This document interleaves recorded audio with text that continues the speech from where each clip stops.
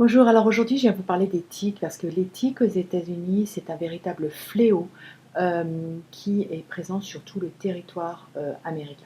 Alors, comment s'en prémunir? Il y a déjà des petits gestes simples à adopter quand vous vous baladez notamment dans les champs ou dans les bois, hein, puisque c'est principalement là leur lieu de villégiature, si on peut dire.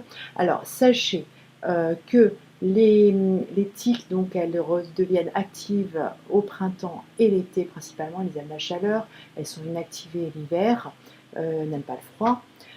Donc on les trouve principalement donc, dans les grandes herbes et dans les bois, et donc vous pouvez vous en prémunir donc, en utilisant des répulsifs, hein. Les répulsifs classiques anti-moustiques fonctionnent contre les tiques. Donc ça c'est vraiment important à savoir. Vous pouvez donc mettre des répulsifs sur la peau. Le permétrine est un répulsif qui se met sur les vêtements. Alors c'est vrai que si vous êtes dans les hautes herbes, c'est mieux d'avoir des vêtements longs, hein, des pantalons longs et des t-shirts à manches longues, ce qui n'est pas toujours forcément le cas, évident quand on est dans les grosses chaleurs du sud.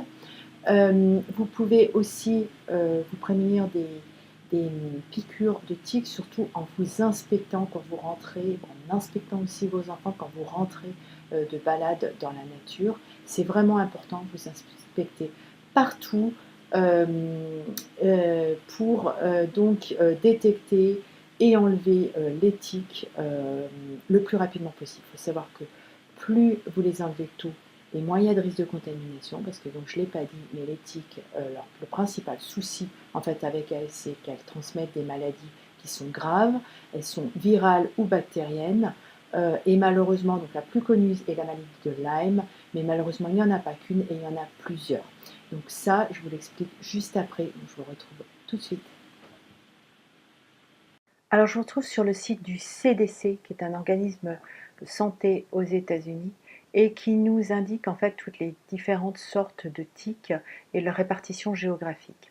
Alors l'American Dog Tick, que l'on trouve principalement dans tout l'est des États-Unis et en Californie, elle va transmettre notamment la tularemia, qui entraîne une ulcération de la peau en fait, et qui se soigne par antibiotiques, ou la Rocky Mountain Spotted Fever, qui entraîne un rash très invalidant.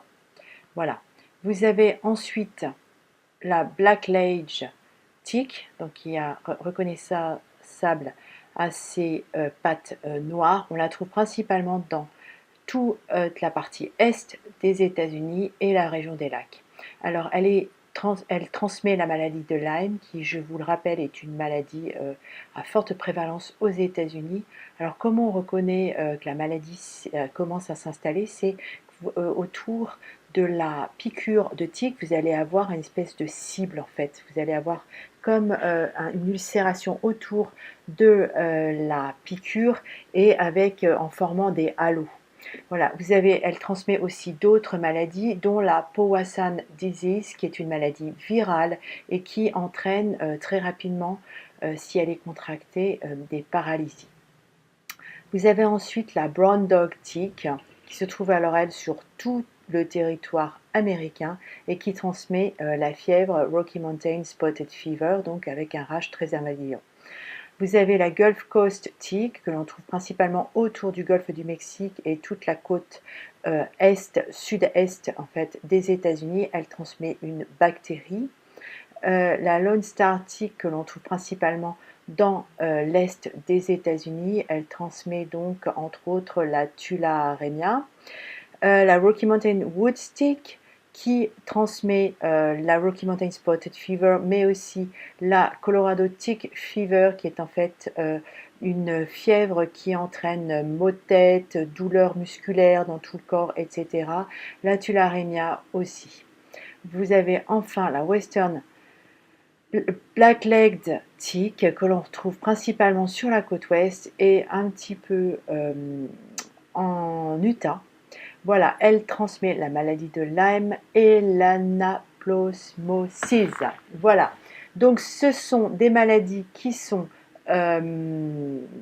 virales ou bactériennes, donc les traitements sont différents. Elles ont chacune des symptômes très marqués. Alors que faire en cas de piqûre de tique? Si vous retrouvez des tiques sur vous, si elles ne sont pas encore donc incrustées dans la peau, vous pouvez facilement les enlever. Si elles sont incrustées dans la peau, vous les enlevez délicatement avec une pince. Il existe aussi des pinces spécifiques, des pinces à tiques, en tournant légèrement la tique pour qu'elle l'enleve délicatement et pas qu'elle déverse sa salive dans la peau. Sachez que plus vite vous l'aurez retiré, moins vous aurez de chances d'être contaminé par ces maladies.